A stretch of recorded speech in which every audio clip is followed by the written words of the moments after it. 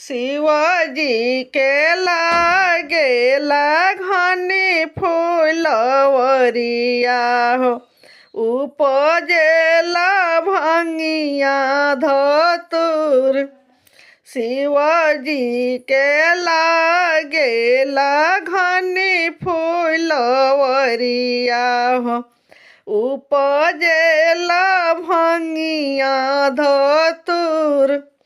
कहाँ बड़ी गौरा रगर के भांग पीससु, शिवाजी के हृदय जुड़सु।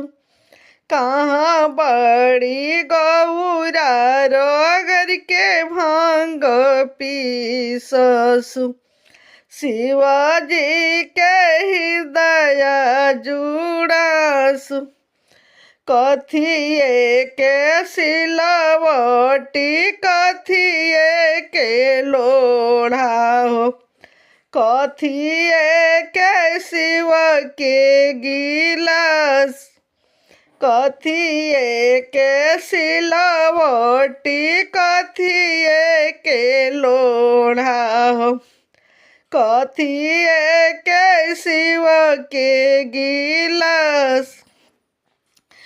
सोनावे के सिलवटी रूपवे के लोढ़ा हो, चांदी के शिव के गिलास। सोनावे के सिलवटी रूपवे के लोढ़ा हो, चांदी के शिव के गिलास। एजू बड़ी गौरा रगर के भांग पीससु, शिवाजी के हृदय जुड़सु। एजू बड़ी गौरा रगर के भांग पीससु, शिवाजी के हृदय जुड़सु। सोनावे के सिलवटी रूपवे के लोढ़ा हो, चांदी के शिव के गिलास। एक हाथे गौरा रगर के भांग पीसेली, एक हाथे पोछे नैना लोर। एक हाथे गौरा रगर के भांग पीसेली, एक हाथे पोछे नैना लोर। किया तोहरे गौरा माई मन परेली, किया हो सहोदर जेठ भाई। किया तोहरे गौरा माई मन परेली, किया हो सहोदर जेठ भाई। नाई हमारे शिवजी माई मन परेली, नाही हो सहोदर जेठ भाई। नाही हो सहोदर जेठ भाई।